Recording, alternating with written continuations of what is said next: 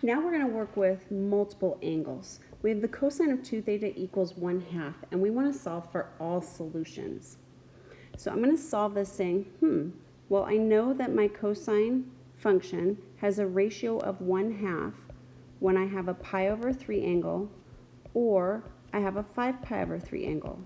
So my angle, in this case is 2 theta, has to be pi over 3 plus all coterminal angles, or 5 pi over 3 plus all coterminal angles. So my angle has to equal pi over 3 or 5 pi over 3 and all its respective coterminal angles. However, we want to solve for theta, not 2 theta. Now we just use skills of algebra. So our techniques of algebra say multiply by 1/2. So I'm going to multiply each term by 1/2. That's going to give me theta equals pi over 6. 1/2 times pi over 3 is pi over 6. And 2n pi times 1/2 is n pi. And that's one of our answers. So I'm going to do that again on the next problem. I'm going to multiply, or equation, I'm going to multiply everything by 1/2 so that I have theta instead of 2 theta.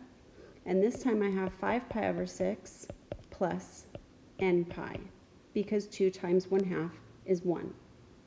So I have two answers, pi over 6 plus n pi, and 5 pi over 6 plus n pi.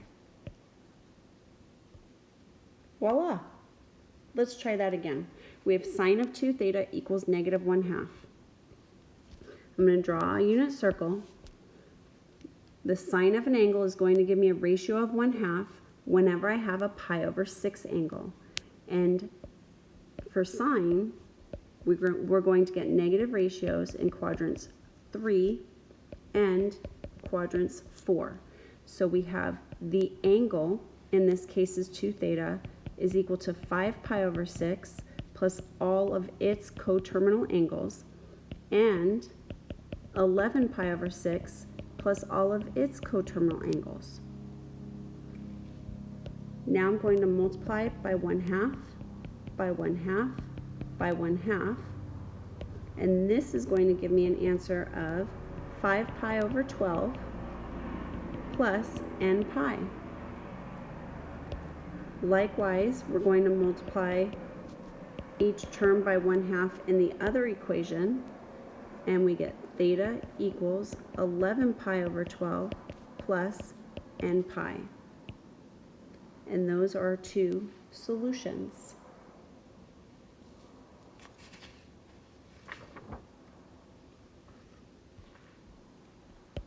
Let's try solving the tangent of theta over 2 equals 1. And we're going to do this for all solutions. For all solutions again.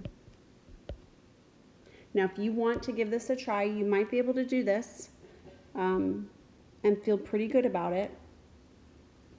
Otherwise, you can stick around with me and I'm going to go through the whole thing. Now, tangent of theta over 2. Now we've got positive ratios for tangent in quadrant 1, negative ratios in quadrant 2. Positive in quadrant 3, negative in quadrant 4. Our pattern is positive, negative, positive, negative. We don't need to go through all 4 quadrants to get a pattern. Our pattern is quadrants 1 and 2, and that's why the period is 0 to pi. So when we're dealing with the tangent, all we need to say is which quadrant are we in, quadrant 1 or 2. A positive ratio puts us in quadrant 1. Tangent of an angle is equal to 1 when that angle is pi over 4. So the angle is going to equal pi over 4. I'll give myself a little bit more room here. It's going to equal pi over 4 plus n pi. We don't have to